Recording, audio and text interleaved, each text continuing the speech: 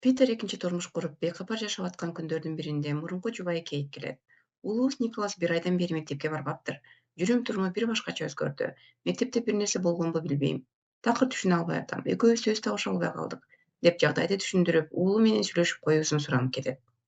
Питер юрист. Чоң мекемеде жакшы орунда иштейт. Жакында жумушка туруп, эңсеген жумушуна жеткени туруптур. Эртеси жумуштан чыгаары менен уулуна жолукканы барат. Уулу Николас 17 жашта экен. Бир нерсеге кадыр болгондой өңү түсү башкача, денеси титиреп, тырмактарын тиштеп, санааркап отурат. Атасынын «Мектепке эмнеге барбай жатасың?» деген суроосуна «Билбейм, бул жөнүндө сүйлөшкүм келбейт» деп үшкүрүнөт. Апасы эмне кылаарын билбей жатканын, мындай кылган туура эмес экенин айткан соң, Питер эптеп алдап эмне болгонун билүүгө аракет кылды. Николас болсо «Билбейм, жашоо кыйын болуп атат. Эмне кылаарымды билбейм. Жашоомду өзгөрткүм келет. Бирок эмнени билбейм. Сени менен, кичииним менен жашагым келет. Апам менен мындан ары жашай албайм. Интернатка да барбайм. Өзүм жинди болуп бараткандаймын», деп атасына ачылды. Питер дароо чечим кабыл алып, азыркы жубайы Бет менен кеңешип, Николасты көчүрүп келишмек болушту. Албетте, бул идея азыркы жубайына жаккан жок. Бирок Питердин мурунку аялы менен ажырашуусу уулун ушул абалга жеткиргени үчүн өзүн күнөөлөп, жемелеп, уулу үчүн коркуп атканын көргөндө, жолдошунун көңүлүн кыйбай макул болду. Анын үстүнө Николастын колунда бычактын кескен издери бар экенин укканда, алып кел, дарыгерге көрсөтөлү, деп өзү да сынааркай баштады. Ошентип Николас атасынын үйүнө көчүп келди. Жаңы мектепке кирди. Көңүлү бир топ ачылып калгандай болду. Өгөй апасы да колунан келген аракетин кылып жатты. Колундагы 2 жашар баласына карабай, Николастын тамагын убактысы менен берип, бөлмөсүн тазалап, атасы жумушта кезде кам көрүп, мектепке магыл менен жиберип, колдоосун мүмкүн болушунча көрсөтүп жатты. Бирок Николас атасынын жубайын анча жактыра берген жок. Бир күнү күтүлбөгөн суроо берди. «Менин атам үй бүлөлүү экенин билип, эмнеге кетип калган жоксуң? Апам экөө ажырашканда апам аябай кыйналды. Атам жөнүндө мага көп жаман нерселерди айтчу. Бирок атам мен үчүн ар дайым эң сонун адам болчу», деп күнөөлөп үйдөн чыгып кетти. Питер жакында Вашингтонго жаңы жумушка көтөрүлмөк. Нью-Йорк менен Вашингтон ортосунда каттап жүрүп, түйшүктүн көбү жубайына түштү. Николас психологко бара баштады. Өз апасынын чалууларына такыр жооп бербей калды. Питер да, Кейт да уулуна эмне болуп жатканын толук түшүнө алышпай, мурунку мектепте бир нерсе болгон окшойт деп болжошту. Апасы бул жерде бир нерсе бар деп жүрөгү сезип тургандай баса турса кабатырланып жүрдү. Ошентип күндөр өтүп жатты. Николас мектепке барып келип, үйдө кадимкидей эле жүргөндөй. Бирок атасынын жаңы үй бүлөсү менен бактылуу экенин көргөндө, кызганычпы, же жини келеби, же апасына борооруйбу, анын ички дүйнөсүндө бир жаман нерсе болуп жатканын байкалып турду. Бир күнү Бет Николастын төшөгүн жыйнап жатып, астынан бычак таап алат. Эмне түрткү болгону белгисиз. Николас өз колундагы кесиптер. Атасынын такып сураганына «Колумду кессем ушул мага жардам берет. Ички оору денеме чыгып кеткендей сезем», деп жооп берди. Атасынын тыюу салганына кыжырланып, күнөөсүн мойнуна албай, «Сен деле үйдө мылтык кармайсың го?» деп кайра атырылды.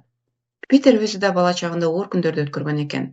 Бейтапканада апасын карап калып, атасы карьера деп, үй бүлөсүнө эң оор учурда көңүл бурбай койгон экен.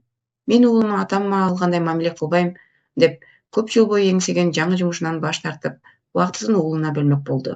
Николас өгөй энесинин ар бир кыймылын өзүнө каршы кабыл алып жатты. Мунун айынан Питердин үй бүлөсүндө уруш, келишпестик, түшүнбөстүктөр башталды. Бир күнү экөө конокко баратып, бала карай турган аял келбей калды. Николас 2 жашар инисин «Мен карайм» деп сунуштады. Бет ага макул болбой, «Николас депрессияда, аны дарыгерге көрсөтүш керек. Баланы ишенип таштаганга болбойт», дейт. Питер болсо «Сен менин уулумду келесоо көрөсүң», деп экөө катуу урушуп кетишти. Мунун баарын Николас угуп, апасына даттанып барат. «Атам мени түшүнбөйт, өзүмдү аябай жаман сезип атам. Жан дүйнөм ооруп турат. Атам мага басым жасап атат», деп даттанды. Бирок эмнеге кылыптыр экенин так айтып бере алган жок. Питер дагы бир жаңылык укту. Оңолгонсуп жүргөн Николас жаңы мектепке болгону биринчи күнү гана барыптыр. Андан кийин атасынын атынан «Уулум эски мектепке кайра кирди» деп директорго кат жазып, өзү болсо белгисиз жерлерде жүрө бериптир. Атасы уулунун ушунчалык чексиз калпайтып, тегеректеги адамдарды күнөөлөй бергенине аябай капа болду. «Калпайтканды токтот, проблемаңды бөлүш, же наркотик колдонуп атасыңбы?» деген жаман ой да келди. «Сен эмне кылууну билбей калдым, жардам берип түшүнүүгө аракет кылдым. Кантип жашагың келет, ким болосуң, жоопкерчилик кайда?» деп Питер ачууланды. Николастын ички дүйнөсүндөгү оорунун себеби эми ачылды. «Сен апам экөөбүздү керексиздей таштап кеттиң. Мен жашай албай атам, буга сен күнөөлүүсүң», деди.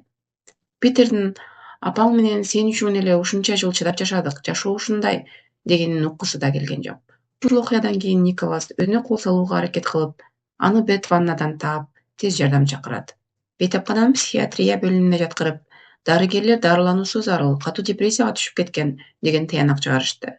Николас бейтапканада 1 жумача жатты. Дарыгерлер ата-энесине азыр көрбөй эле турсаңар жакшы, экөөңөрдүн ажырашканыңарды атасынын жаңы үй-бүлөсүн көп айтып жатат. Депрессиянын себеби силердин ажырашуу деген кеңеш беришти.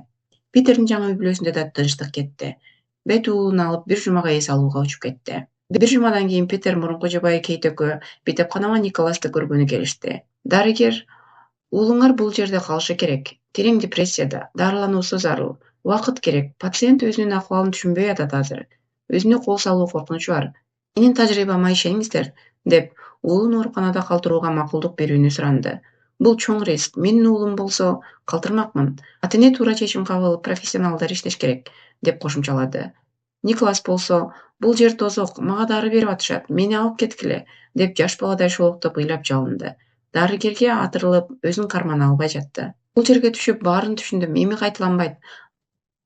Ата, сен мени дайыма түшүнөсүң го, мени таштаба", деп атасына, кайра апасына жалындуу карап, экөөнүн ата-энелик сезимдери менен ойной баштады. Экөө уулун дарылоого макулдугун берип, сыртка чыгышты. Аң сезимдери менен дарыгердин айткандары туура экенин түшүнүп турса да, уулунун көңүлүнө караштыбы, же боорлору урдубу, же бейтапканада таштап кетип жаткандарына өзлөрүн күнөөлөштүбү?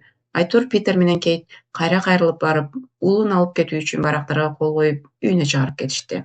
Питер менен Кейт абалды түшүнүп турушканы менен: "Уулубузга ишенели, экинчи өзүнө кол салбайм дебедиби? Азырынча мектепке барбай эле койсун, өзүнө келет", деп бири-бирин сооротуп атышты. Питердин үйүнө келип, Николас экөөнө чай даярдап берди. Үчөө чай ичип, күлүп отурушту. Николас: "Биз мурункудай үчөөбүз чогулганыбызга кубанычтамын. Экөөңөрдү чогуу көргөнүмө абдан кубанычтамын", деди. Чогуу кино көрмөк болушту. Николас: "Мен жуунуп чыгайын", деп жуунуучу бөлмөгө жөнөдү.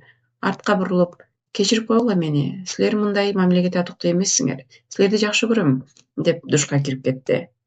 Капысынан тарс эткен мылтыктын үнү угулду. Николас ваннада өзүн өзү атып салды. Арадан 2 жыл өттү. Питер менен Бет бирөөнү күтүп атышкандай. Питер бөлмөдө жалгыз. Бир маалда коңгуроо басылып, Николас кирип келет. Ал Торонто шаарына көчүп, сүйлөшүп жүргөн кызы да бар экен. Өлүм күтүп турат деген өмүр баян тууралуу китеп жазып, атасына эң биринчи көрсөтүүгө шашылыптыр. "Сизге арнадым. Апам өкмөрдүн эң оор жылдарыңар жөнүндө жаздым", деп атасына колдоо көрсөткөнүнө ыраазычылыгын билдирип, иниси менен жолугуу үчүн башка бөлмөгө өтөт. Тилекке каршы, бул көрүнүш жөн гана Питердин кыялы, ушундай болсо гана деген куру үмүт эле. Уулунан айрылган Питер өзүн жемелеп, күнөөлөп, жарылган жүрөгү менен жашап жүрөт. Күнөө кимде?